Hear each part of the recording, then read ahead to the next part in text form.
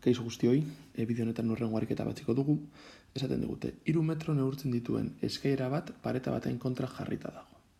Eskaileraren oinarria paretatik 1,2 metrotara badago, zein angelu usatuko dute eskailerak eta lurzoruak. Bale, gutxi gora bera, irudia horrelako zerbait izango zen. Bai, hemen daukagu pareta bat, hemen lurzorua eta hemen eskailera jarrita. Eta ematen diguten datuak hurrengoa dira. Alde batetik esaten digute eskailerak neurtzen dituela 3 metro. Beraz hemen jartzen dugu 3 metro. Eta beste alde batetik esaten digute eskaileraren oinarria paretatik 1,2 metrotara jarrita dagoela. Hau da, distantzia hau dela 1,2 metro. Distantzia izango da horrelakoa. Bale? Eta eskatzen digutena, hainbetik eskatu baldi eskigute gauza asko, baina kasu honetan eskatzen digutena da eskailerak eta lurzoruak osatzen duten angelua. Gu alfa deituko dioguna. Bale. Orduan, zelan geratzen den hau guztia. Esan bezala, nik hemen ditut alfa erabilita daukat. Sinu alfa, arrazoi trigonometrikoa, kosinu alfa, eta baita ere tangente alfa. Gu, hau, ez dakigu, eta gainera ez digut eskatzen beraz, ez baldin badugu erabiltzen, asko sobeto. Zergaitik egiten dugu hau. Sinu alfa izango da angelu honen kontrako katetoa zati hipotenusa. Hipotenusa daukagu, hau lortu aldugu, baina hau ez dakigu beraz, bi ez ezagun, ezin dugu ezer egin. Kosinu alfa da. Alboko katetoa, hau da, 1,2 metro zati 3 metro. Ikusten dugunez, baditugu bidatu hauek, beraz bidatu hauekin kalkulatu aldugu kosinu alfa, eta gero kalkulagailu erabiltzen, kosinu erabiltzen, jakin aldugu zein den gure angelua.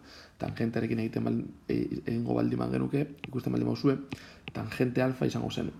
Kontrakoa zati albokoa, berriz ere, bi ez ezagun. Beraz, hemen irabazlea eta erabili behar duguna, izango da kosinu alfa.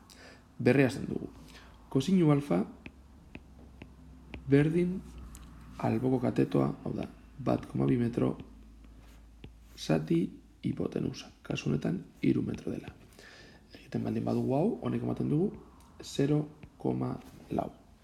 Gu badakigu zein den alfa angeluaren kosinua, baina gu jakin nahi duguna da alfa, eta horrela jazten da, arko kosinu 0,4. Baita ere jatzi daiteko horrela, kosinu ber minus bat 0,4. Kosinu ber minus bat eta arko kosinua berdina da.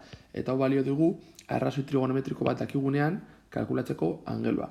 Beste bideo batean komentatzen izuen baita ere erabili barrituzuela tekla hauek. Alde batetik shift daukazue kalkulagailuan, sakatzen baldin bauzue shift tekla aktibatzen dira hemen goian agertzen diren hauek, eta kasunetan eman barko zenukete shift eta gero kosinu. Orduan, agertzen dena pantailan da kosinu ber minus bat. Gero idazten duzue 0,4 eta maitzea emango dizuete.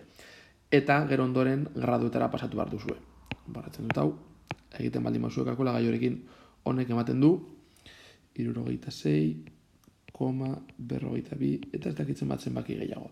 Orain, sakatu behar duzue tekla bat ondoreko itxura hau daukana, sakatzen baldin bauzue, gradu, minutu eta segunduetan emango dizu emaitza. Eta sakatzerakoan emaitza niri behitet eman dit, 76 gradu, 25 minutu eta 18,56 segundu.